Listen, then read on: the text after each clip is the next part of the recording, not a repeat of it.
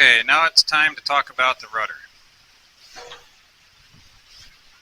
So when the plane had its accident, it flipped over on its top, you can see that the rudder got a little mangled. Now, there's an AD for these rudders that requires that you replace them with a rudder that has a 4130 center post. So, in order to fix this rudder and comply with the AD, my plan is to replace this post in this rudder. And that should meet all the requirements and give me a repaired rudder.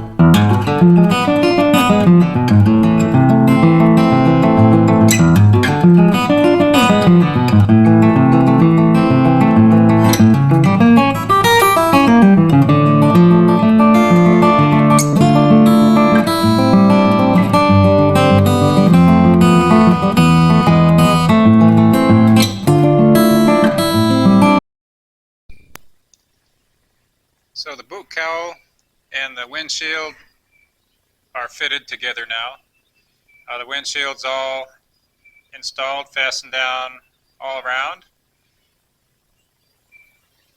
I painted the top of the dash before we installed the windshield just to make it easier later. And we installed some door seal around the top edge of the instrument panels just to trim it out nice.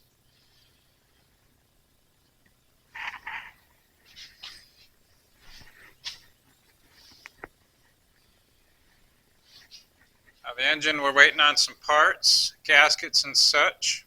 I've got the accessory drive off and the oil pan off right now because we needed to do some inspections and replace the little bolt and lock plate in the back of the engine on the end of the crankshaft. So anyway, got some parts coming from Aircraft Spruce to button all that up. I've already got the little bolt and the lock plate installed and torqued to 125 inch-pounds in accordance with the Lycoming bulletin. So now I want to talk about the rudder.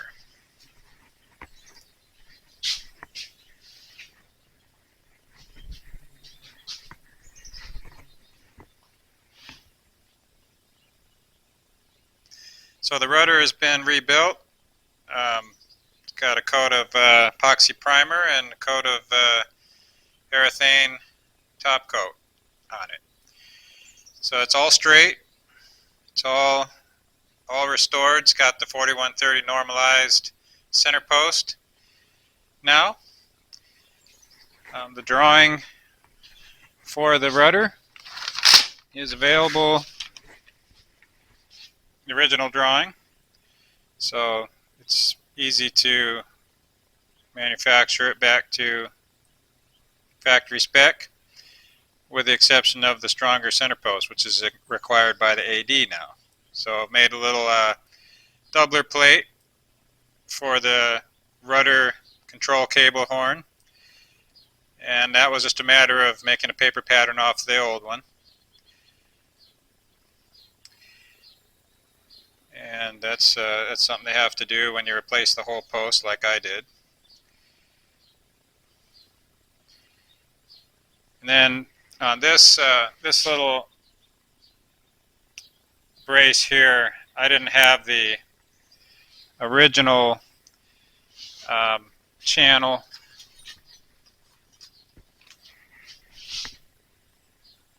You can see that